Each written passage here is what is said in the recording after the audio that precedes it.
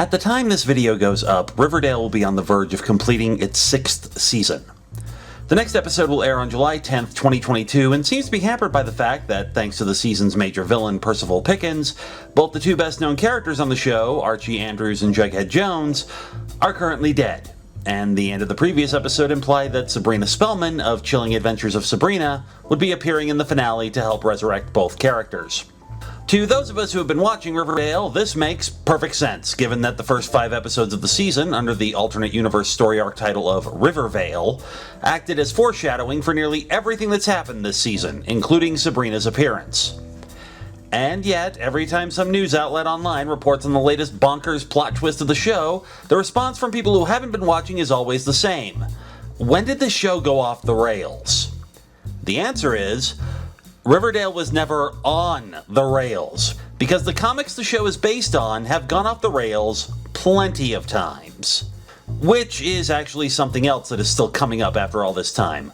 There's a lot of people who don't even realize Riverdale is based on comics at all. Specifically, Archie comics, which for most of the character's 80-plus year history, has largely been associated with wholesome, all-ages, goofy humor.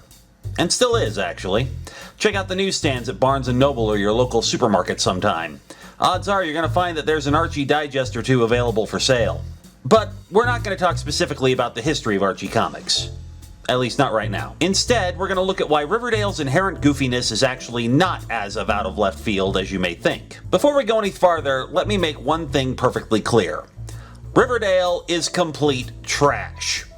The characterization is inconsistent, character development can be reversed within one episode of it happening, any characters cast as the antagonists almost invariably win until the season finale, and if they do lose before then, they generally bounce back in the next episode or right before the closing credits.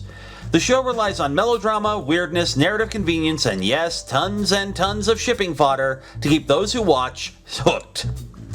And I love nearly every stupid minute of it. Allow me to explain the major story points that have happened in Riverdale since its premiere in 2017. Warning, here there be spoilers.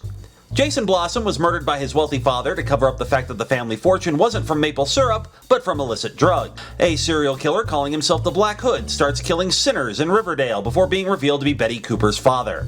Additionally, Veronica Lodge's father Hiram comes to Riverdale and brings organized crime with him. An organ harvesting cult called The Farm shows up and inducts nearly everybody in town with a mix of usual cult practices, drugs supplied by Hiram, and causing a satanic panic through a role-playing game called Griffins and Gargoyles. Jughead goes to a prestigious prep school and gets inducted into its secret society.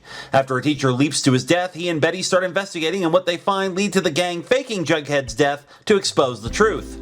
Meanwhile, someone keeps sending voyeuristic videotapes to the town's residents. This plotline was cut short by the COVID pandemic and was resumed at the beginning of Season 5. And speaking of Season 5, the videotapes start to resemble snuff films with the people in them wearing creepy masks that look like the classic Archie comics versions of the characters. It turns out the tapes are fakes concocted by Jughead's younger sister because she didn't want him to leave town to go to college. The gang graduate from high school. A 7-year time skip happens, thus bringing the characters closer in actual age to the actors who play them. Hiram Lodge once again attempts to make Riverdale his own little fiefdom, getting elected mayor and de-incorporating the town, cutting it off from vital state and federal funding. Meanwhile, someone is murdering hitchhikers along a stretch of road called the Lonely Highway. Jughead encounters aliens. Hiram is ultimately defeated and exiled from Riverdale, but leaves a bomb under Archie's bed before leaving town for good. And then there's this season, which started with the aforementioned alternate universe Rivervale arc and has since resulted in Archie and the gang developing superpowers, Cheryl Blossom briefly being possessed by the ghost of her 17th century ancestor before becoming a witch, and Percival Pickens showing up and using mind control powers to take control of Riverdale and possibly bringing about the apocalypse. So you see, the progression is perfectly logical. It makes no damn sense. Compels me, though. And those are just the big storylines. And understandably, people who either never watched the show or bailed on it years ago, but who do or did read the comics, are staring at all this and thinking, this makes no sense, the comics were never like that. Oh, I can assure you, the comics were like that. And I'm not even talking about the stuff that people like to bring up as the greater influences on the series, such as the Archie horror titles or the outlandish crossovers the comics have done from time to time. The original Archie comics were full of weird events, and I'm not just talking about Archie's weird mysteries here. Throughout the history of Archie comics, there have been plenty of weird elements and stories. Aliens, ghosts, magic, weird science, multiple universes, time travel. It was all there long before Riverdale started airing, or even before the 2015 reboot of the comic series. The most obvious example of this is, of course, that Sabrina Spellman, aka Sabrina the Teenage Witch, exists in the same universe as Archie and the gang, and her magical powers have caused problems more than once over the years. But Sabrina is only the tip of the iceberg when it comes to classic Archie weirdness. Fourth wall breaks were common plenty of times in the classic Archie era. Characters would often address the reader directly, or make some sort of crack about knowing they were in a comic book. There's even a couple of stories where the format is played with. Look at The Line by Frank Doyle and Harry Lucy, where a random line across a panel confuses and intrigues most of the characters as it stretches across every panel of the story before culminating in an appropriately groan-worthy punchline. The holiday season is rife with festive weirdness. Like clockwork, Santa's helpers Jingles the Elf or Sugar Plum the Fairy are likely to show up and inadvertently cause mayhem because of their latest falling out with their boss. In fact, Santa tends to show up pretty frequently at Christmas time as well. Did you know Jughead's hat lets him travel through time and may very well be the reason that he shows no interest in girls is because he's already in a relationship with January McAndrews, Archie's descendant from the 29th century?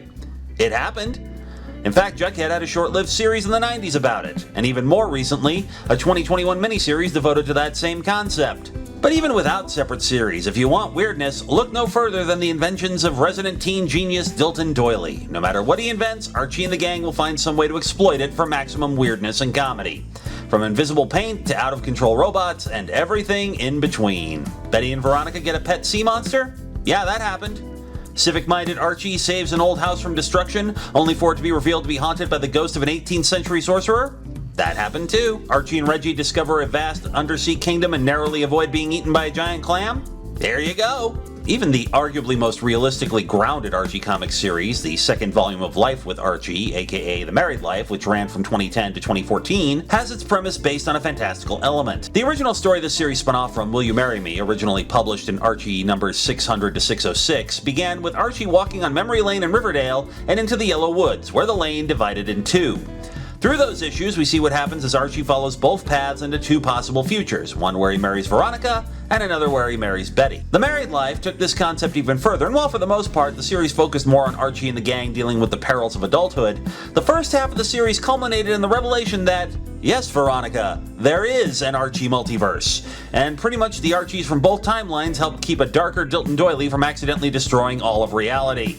Weirdness and ridiculous plots have always been a staple of the Archie brand, and frankly, as a longtime Archie fan, I'm glad that as time has gone on, Riverdale has also embraced those elements. And with the show's 7th season announced as its last, I can only imagine what new spores of madness lay in store for us as Archie and pals head for the finish line. Stay out of Riverdale.